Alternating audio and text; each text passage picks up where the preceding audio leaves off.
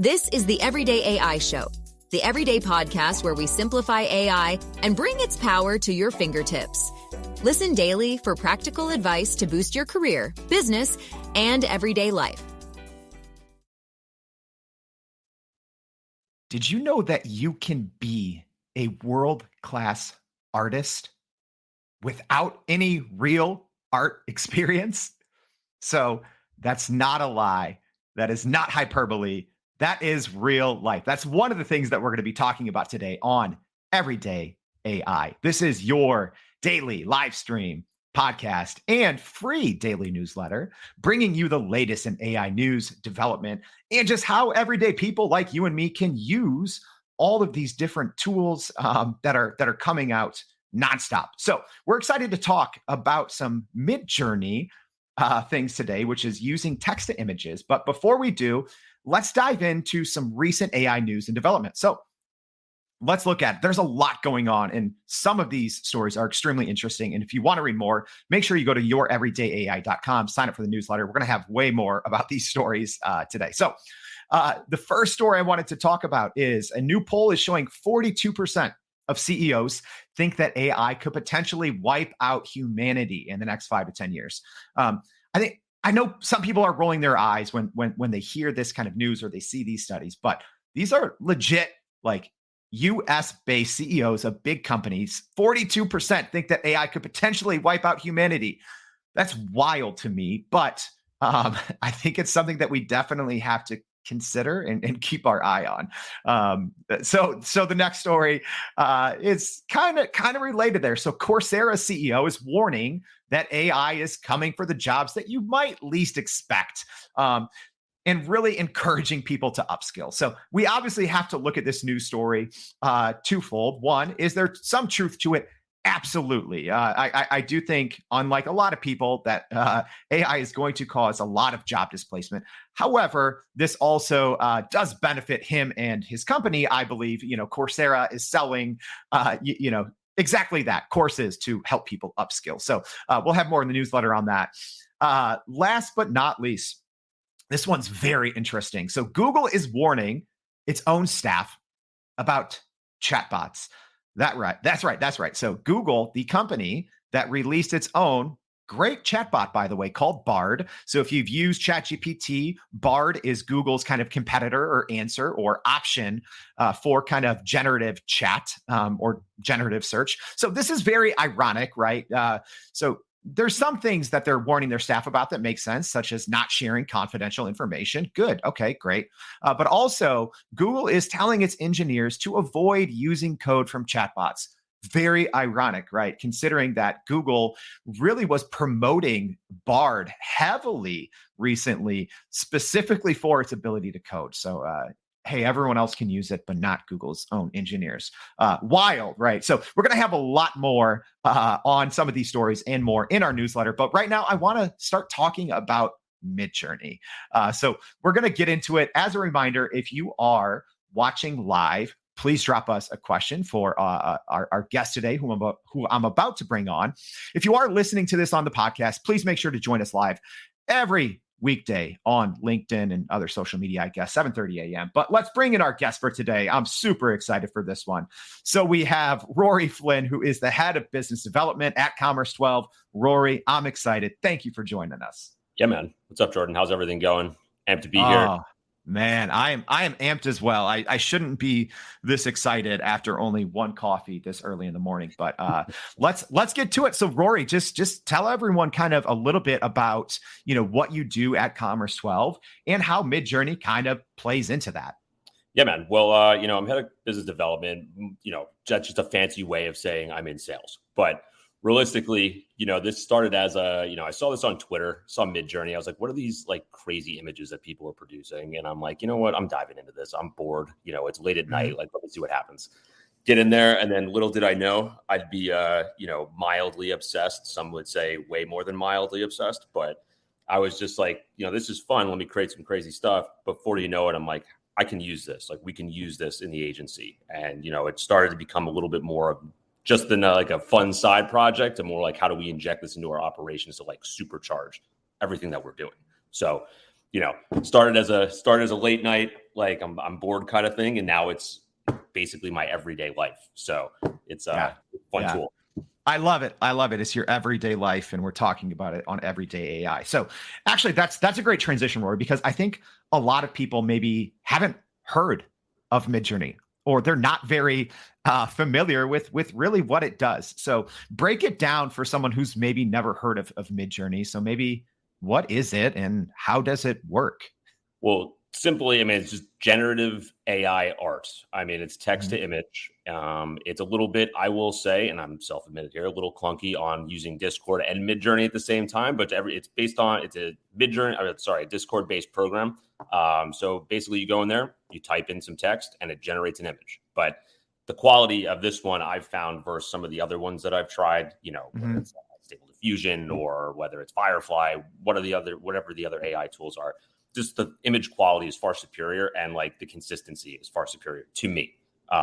So it's just a tool that, once you get into it, it's really like there's no end to it. I've pushed it very far, probably generated over 10,000 images on it. So it's like, wow. That's amazing. That's amazing. So if you are listening on the podcast right now, I'm actually sharing on the screen just so people can kind of see how this works. So, Rory mentioned Discord, which if you're highly technical, Discord's nothing new, but if not, it is just kind of like Slack, more or less to simplify it. And kind of what I have here, I just have an example. So we actually use Midjourney as well to recap our weekly news. We put out a little, carousel. So as an example, you can put in a text prompt, so Rory's saying this is generative AI. So on my screen, this is something we used last week. I said a visual representation of an AI bot gone bad. And then you see a picture of a sad looking robot there on fire. Rory, what was your first kind of experience like? So you said, hey, you saw it on Twitter and you became addicted, but like, what was that like when you started to just be able to type something that you were thinking about in your head and to see it come to life, like what's on screen right here in amazing detail? What was that like for you? First, I was like, damn it. I needed this like 10 years ago when I was working in design. I was like, oh man, like what things that would take me days, hours, like weeks was done in 2 seconds. And I was like, yeah, that my life and like just trying to translate what's in my head. Like, if anyone has been doing design in any way, shape or form, using Photoshop, using Illustrator, like some minor tasks of like removing a background or things like that can take forever. And like just getting something that you're looking for and like, splicing things together. This stuff was just, you type it in and then it's just like, okay, realizing that going into the prompting aspect of it to get what you want, there's like little cheat codes within it to get exactly what you want. And then basically, you've transitioned from just prompting away for 6 hours to doing it in 5 seconds. So it's nuts. I was really, when I found it and I started, it was like, picture of a dog. I'm like, okay, cool. Like, let's do, what everyone was doing at the time was like, let's do the Simpsons as an 80s sitcom. I was like, okay, cool, I'll try that. But then it was like, can this stuff do more? Can it generate like an email marketing template? Can it generate landing pages? Can it generate, different types of things like that? And I was like, once it started going down that rabbit hole, it was game over. Yeah. And that's a great question and also a great transition. So as a reminder, thank you for the live comments. Nicholas saying nice. PJ, great timing on this question. So PJ is asking, is it able to generate images that are photo quality? So before you answer that, Rory, I'm actually going to share my screen here for those of you joining us live at an image that Rory created here. So I'd say this is, photo quality, right? So yeah, like, why don't you just take that question and, maybe even a little bit talk about and describe, if you can, kind of this image that we have on the screen here. Yeah, PJ, this that's been my sole purpose for the last month, I'd say, is just like, how can I get as realistic as possible so that it doesn't look AI? Because there's definitely a look and feel to it. Like if you were just to type in something generic, like, model in front of a graffiti wall, like you're going to get something that looks like polished skin. It's going to look very AI, like artificial. So when you start typing in, like Midjourney was trained on a number of different photographs, like over some crazy number of millions of photographs, but a lot of the technical information was embedded into those. So utilizing like photographic elements, using cameras, using the apertures, using the lighting conditions, things like that, really brings it into like a more realistic quality. So yeah, this image right here, someone asked me like, I'm trying to do like a fashion line that's inspired by, graffiti artists. And I'm like, okay, let's try it out. Bang. Like there it is. So like, this is just a very simple, application for it. Like I tend to focus on in my free time. Like, I'm like, I want to be a National Geographic photographer. That was like my goal as a kid, is like, I want to be that guy. I want to be the guy that's out, in these crazy places, photographing animals, photographing people. So like I've gone down that rabbit hole significantly, and that's where I find a lot of this stuff can get really, really, really, impressive. So, I think one question that most people have, including, PJ here, is asking how. The great thing is, if you go on places like Twitter, most people will share their images as long as, what's called the alt, or just, you can tap it and people will share their prompts. So then you can use those and try to, generate similar images. So PJ, I see your comment here wanting to, giving an example. So I'm actually, because we could talk for hours about the actual process, right? But I'm actually going to be doing a quick 5-minute tutorial that we'll drop in the newsletter today. So I do want to get to a couple other use cases though, Rory, because we could talk about, the fine details and the how, but I think a lot of people are probably thinking, all right, Rory, well, I'm not in advertising, or I don't necessarily need, these type of images. So let's talk about another use case. So now I'm going to share on the screen here an extremely high quality photo that could be used, it looks like, as an example for a makeup company. But if you're listening to this on podcast, it looks like a model. The skin tones are fantastic, smooth, no blemishes, and it looks obviously like a real human being, and kind of like a mood board type. So how could you use something like this, Rory, for a variety of cases? Are you still running in circles trying to figure out how to actually grow your business with AI? Maybe your company has been tinkering with large language models for a year or more, but can't really get traction to find ROI on Gen AI. Hey, this is Jordan Wilson, host of this very podcast. Companies like Adobe, Microsoft, and NVIDIA have partnered with us because they trust our expertise in educating the masses around generative AI to get ahead. And some of the most innovative companies in the country hire us to help with their AI strategy and to train hundreds of their employees on how to use Gen AI. So whether you're looking for ChatGPT training for thousands or just need help building your front-end AI strategy, you can partner with us too, just like some of the biggest companies in the world do. Go to youreverydayai.com/partner to get in contact with our team, or you can just click on the partner section of our website. We'll help you stop running in those AI circles and help get your team ahead and build a straight path to ROI on Gen AI. Well, I came up with this because I was just like, let's see what's the most complex thing I could think of in my head. It's a mood board. Like there's so many different elements to it: colors, textures, palettes, like, lifestyle images, different product photographs. So I pushed the boundaries here with this one. I was like, let's create basically a collaboration between Urban Outfitters and Crayola, and let's just see what it comes up with. So this one, to me, gave me a great starting point, because if you're looking for something like a new project, or you have a new idea, and like mood boarding takes forever. Like if anyone's ever tried to design one, it takes days, weeks. It's just sourcing elements. It's so much like organization. So having this done in 5 seconds, and then I can also re-roll it a million times and get a ton of different options. Like this is crazy. So I think that stuff, getting into the mood boarding side of things is like probably one of the most complex things you can do on here, but it's, the possibilities are kind of endless. So Yeah. And I think another great use case. So let's talk about this, because I think everyone does what I'm sharing on my screen now. Like in some way, I feel, even if you're not in marketing and branding and communications, I feel a lot of times company newsletters are a team effort, right? So what I'm sharing on the screen now, first of all, this is from a color scheme, this is amazing. So this is, if you're listening on the podcast, we have a kind of 4 or 5 different panes of what would be an email newsletter or even a landing page. I guess in theory, it could be either, showing different shoes from different angles. The colors are fantastic. Talk a little bit about this, Rory, and kind of, this use case and even like the process to create something like this in Midjourney.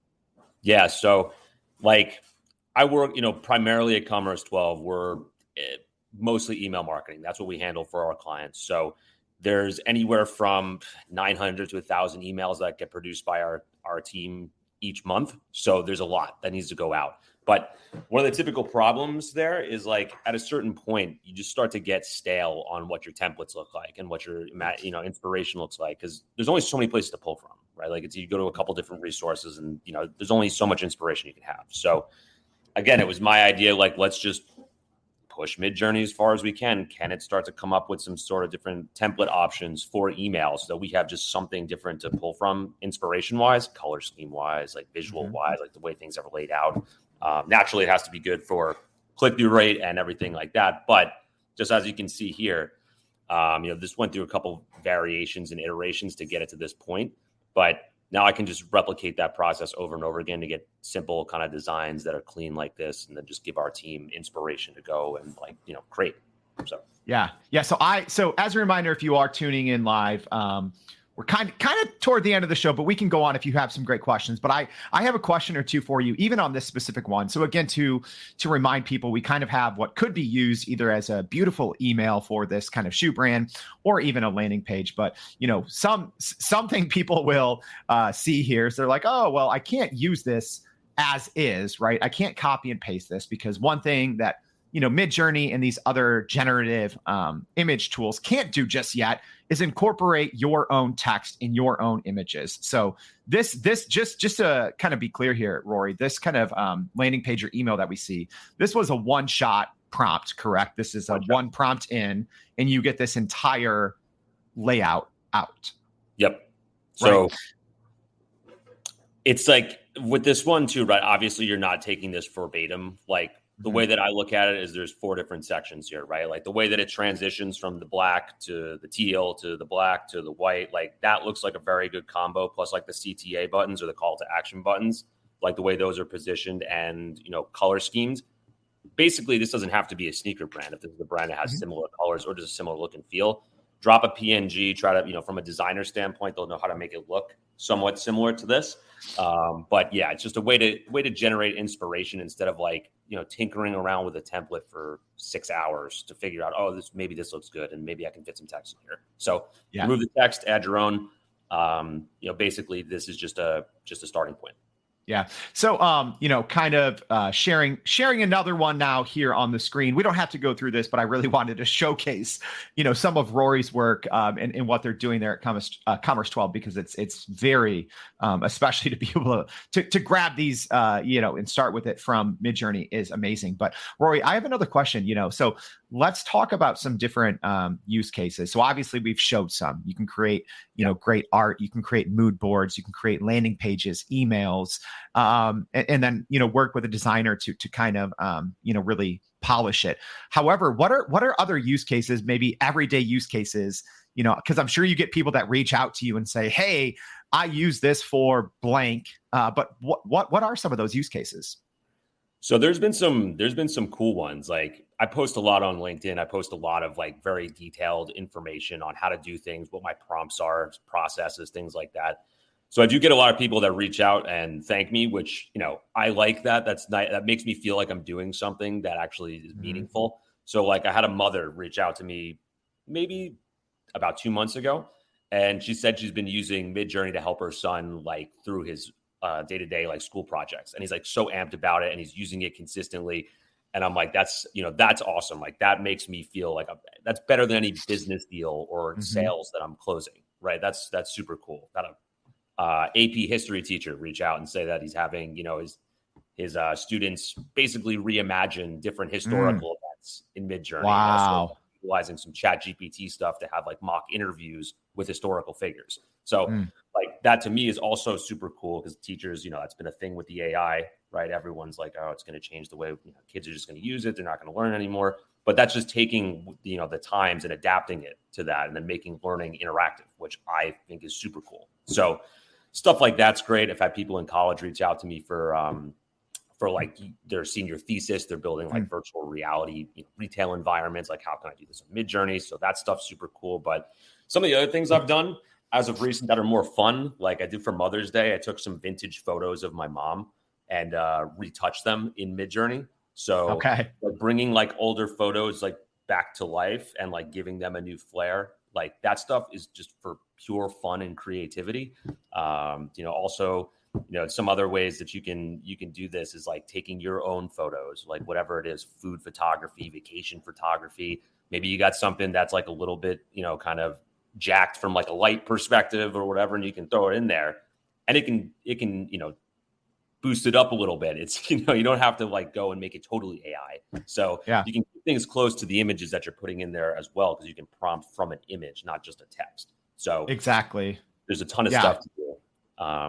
Just fun. That's another thing, kind of a new-ish feature, but yeah, like Midjourney and these other, you have your OpenAI has their, DALL-E 2, and there's, Stable Diffusion is kind of more of the technology, but there's other, kind of options out there. And kind of like what Rory described there, I think is a cool use case is you can actually upload any photo into Midjourney and, use a command that says describe, and it'll give you kind of a text prompt based on that. So, so many different use cases. But I'm going to end on this question, Rory. Maybe if someone heard this and they're like, okay, this sounds interesting, but it also seems a little daunting. Maybe they're not, working at, a creative agency, or they're not in advertising. What would be your recommendation? What would be your takeaway to someone who is very interested in figuring this out, but maybe they're a little hesitant? I have like a very, I don't know what way to put this, but I think, look, we've opened AI's Pandora's box. Like, I just don't see it going away anytime soon. There's all the end of the world scenarios. There's all of the, we're going to be controlled by the robot scenarios. But at the same time, like, these tools have never been more accessible, and things that I would look at from, even someone who's starting a business, small business owners, like people who don't have opportunity to buy photography or buy stock photography or get photographers to do photo shoots. Like, these tools, if you learn how to use them, there's use cases for them, to infinity. So like, I just see this as something that we've never had access to. That's $30 a month. If you do even the highest paid subscription plan, I think it's $10 a month. You can get in baseline, like $120 a year for access to, for me, 10,000 images, that I'm creating myself and using for multiple things. And, look at the ROI on that. It's definitely generated more than $120. So I just think, from a like accessibility standpoint, we've never been this lucky. And to me, it's like, if it goes bad, I can't control that. But if I'm being able to use this right now for the purposes that I can use it for, that's how I kind of look at it. So it's there. It's available. It's easy. And, we just have so much opportunity with it. It feels daunting. It almost feels like irresponsible for me not to use it. I feel the same way, that's with a lot of AI, ChatGPT and Midjourney, but that's another conversation for another day. So a lot of the things that Rory talked about, we're going to be sharing in our newsletter. We'll probably, get permission from Rory, but I want to showcase a lot of his work. We're going to link to it. You can jump in, in the show notes of this. If you're listening on the podcast, we'll link to the episode page and even the LinkedIn thread. So if you have any questions for him, Rory's super helpful on LinkedIn and always engaging. So Rory, thank you so much for joining us today to talk Midjourney. I really appreciate it. It was awesome. I'm glad to do it again. All right. So as a reminder, please go to youreverydayai.com. Sign up for our free daily newsletter if you want to see and hear more from what we talked about today with Rory. Also, subscribe to our podcasts, Spotify, Apple, Google, wherever you listen to it. We're there. So we hope to see you back tomorrow and every day on Everyday AI. Thank you. And And that's a wrap for today's edition of Everyday AI. Thanks for joining us. If you enjoyed this episode, please subscribe and leave us a rating. It helps keep us going. For a little more AI magic, visit youreverydayai.com and sign up to our daily newsletter so you don't get left behind. Go break some barriers, and we'll see you next time.